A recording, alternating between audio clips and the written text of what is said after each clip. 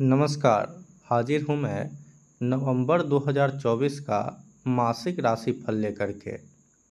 तो आप सभी सिंह राशि वालों के लिए कैसा रहेगा नवंबर 2024, आज हम इस विषय में विस्तार से चर्चा करेंगे।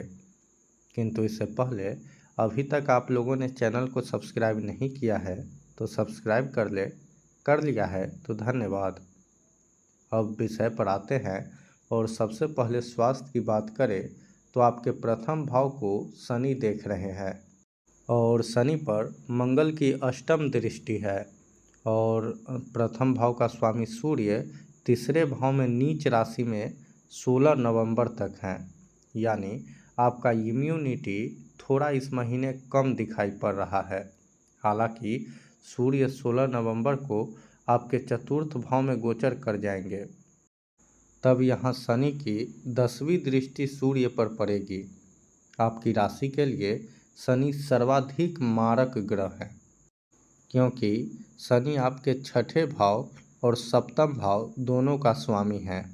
सप्तम भाव मारक स्थान होता है।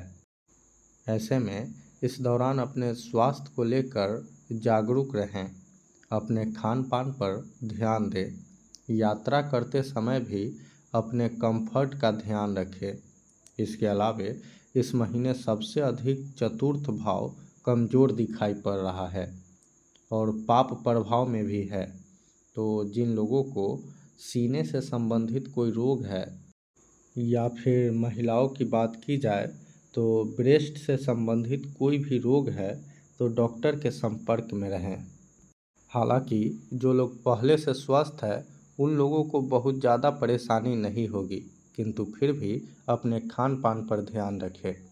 अब शिक्षा की बात करें तो पंचम भाव का स्वामी गुरु हैं और आपके करियर के भाव में बैठे हैं, जो कि ये एक अच्छी स्थिति है। लेकिन ध्यान देने वाली बात यह है कि आपका राशि की स्थिति ही अच्छी नहीं है। तो ऐसे में अच्छे पढ़ाई के माहौल में भी मन विचलित रहेगा और ऐसा 16 नवंबर तक चलेगा। 16 नवंबर के बाद का समय शिक्षा के दृष्टिकोण से ठीक ठाक है। वही प्रतियोगी परीक्षा की तैयारी कर रहे छात्रों की बात की जाए तो छठा भाव प्रतियोगिता का होता है और छठे भाव का स्वामी आपके प्रथम भाव को देख रहे हैं। यानी प्रतियोगिता आपके स्वभाव में घुला हुआ है। और करियर का भाव दसम भाव का स्वामी शुक्र 7 नवंबर तक आपके चतुर्थ भाव में स्थित है और यहाँ से करियर भाव को देख भी रहे हैं। यानी दसम भाव को मजबूत कर रहे हैं और 7 नवंबर के बाद पंचम भाव में गोचर करेंगे, जिससे पंचमेश और दशमेश का परिवर्तन योग बनेगा। यानी हर प्रकार से प्रतियोगी परीक्षा की तैयारी कर रहे छात्रों के लिए ये महीना अनुकूल है। अब आर्थिक स्थिति की बात की जाए तो आपकी राशि में धनेश और लाभेश दोनों बुध ही हैं और बैठे हैं आपके चतुर्थ भाव में। और चतुर्थ भाव का स्वामी मंगल आपके द्वादश भाव में नीच राशि में स्थित है। इस महीने धन आएगा भी और धन का व्यय भी तेजी से होगा। इसके अलावे धन संबंधित किसी से विवाद भी संभव है। हालांकि 16 नवंबर के बाद धन का आने का स्रोत बढ़ेगा। कुल मिलाकर आर्थिक दृष्टिकोण से ये महीना मिला जुला रहेगा। अब कार्य क्षेत्र की बात की जाए तो दसम भाव आपके कर्म का होता है और सप्तम भाव आपके व्यवसाय का होता है और दोनों की स्थिति अच्छी है। यानी हर प्रकार के व्यापारियों के लिए ये महीना अच्छा है। बस एक बात का ख्याल रखें कि किसी से भी विवाद करने से बचें, क्योंकि सप्तमेश शनि पर मंगल की अष्टम दृष्टि है। तो संभव है कि कार्यस्थल पर विवाद की स्थिति जन्म ले।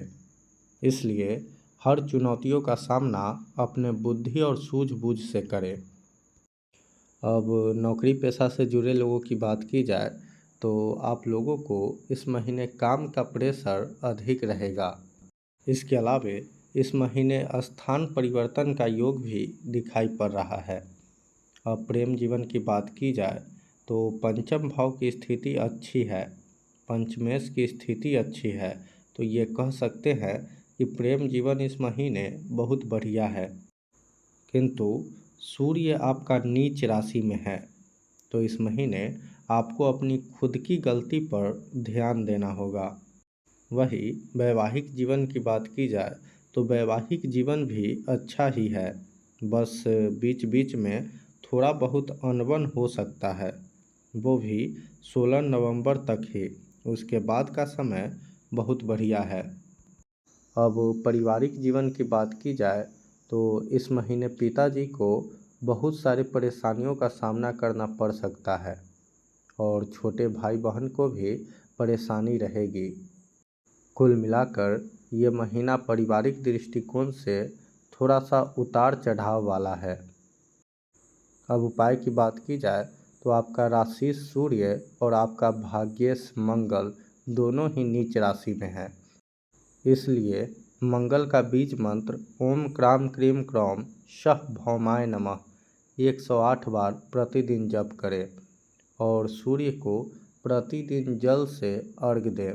इसी के साथ आज के कार्यक्रम में बस इतना ही। मुझे दीजिए इजाज़त। नमस्कार।